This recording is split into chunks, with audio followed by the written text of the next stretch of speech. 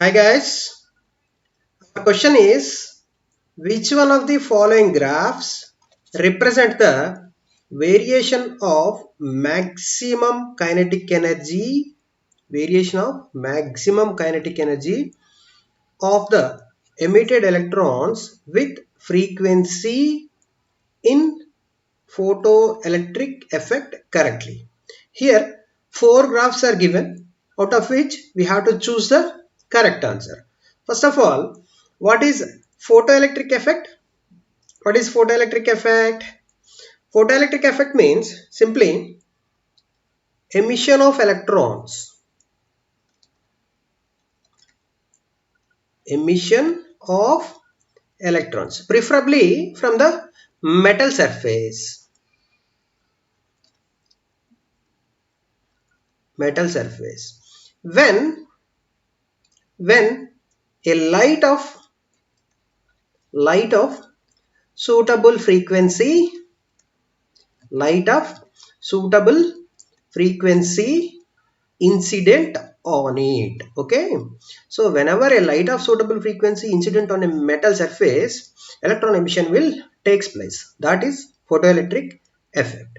Okay, so we have Einstein's photoelectric equation, that is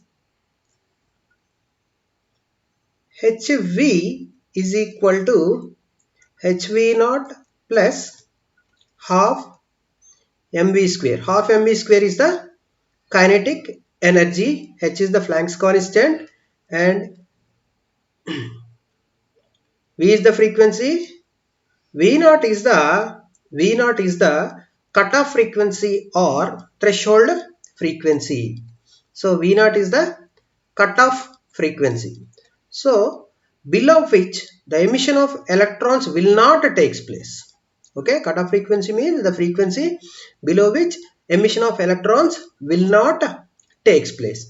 And one more thing is, here E is equal to hv, Planck's constant, and hv naught is the work function, let us say phi naught, and kinetic energy half mv square ke max.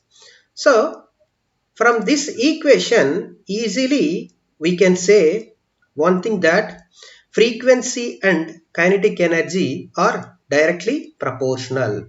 So kinetic energy and frequency are directly proportional to each other. Means definitely the relation between kinetic energy and frequency is a linear graph.